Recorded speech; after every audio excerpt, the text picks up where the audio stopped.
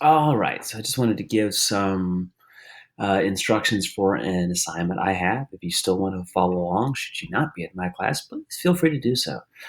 So basically, the question I want all of you to answer is, did the South have the right to secede? Now, obviously, we're one country now because the North eventually wins the Civil War. But as this states, when Abraham Lincoln was inaugurated to his first term as president on March 4th, 1861, the unfinished Capitol dome seemed to reflect the uncertain future of the United States. 7 southern states had already voted to secede from the Union and form the Confederate States of America. The Confederate President Jefferson Davis had been inaugurated earlier on February 18th. So basically, before Lincoln actually became president of the United States, the Confederate States already voted on who was going to be their president. Each man's inauguration address presented a different view on a basic question of whether a state had the right to secede and form the Union. So, as I stated in an earlier video, when some of the states, when they formed the United States, like way back in 1783, so when they actually formed a country after the American Revolution, it was kind of like they were voluntarily joining into a loose contract.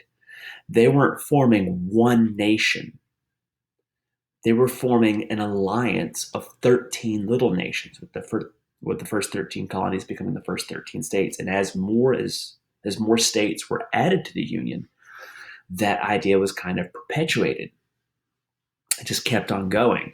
When a new state joined the Union, many states just automatically thought, well, if I have the right to join, I also have the right to leave.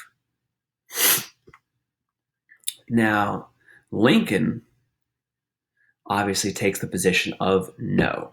He and his predecessor, James Buchanan, both took the stance that no, the states do not have the right to secede. Now, obviously, the President Jefferson Davis believed that they did have the right to secede. So, while you are working on this, I want you to read this section here, Lincoln's inaugural address.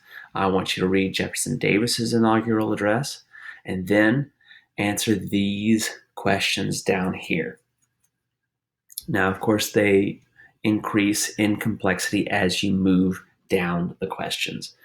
So what are their basic arguments in favor of union or secession, or against or in favor of secession? And what issues do you think are the most important to Lincoln and to Davis? Did either president refer to the economies of the different regions? If so, how are they described? Because one big thing about wanting to stick to their own guns is that they wanted to keep their own economies going. And then finally, right down here, in your opinion, now just because it says in your opinion, I do not want to see the words I think in your writing. Which of the two addresses makes the more powerful appeal to emotions? Which one do you think is going to get people riled up more? And explain your answer in a short essay. When I say short essay, I mean short, like 2 paragraphs minimum. 3 would be preferable, but 2 minimum. All right. That being said, good luck.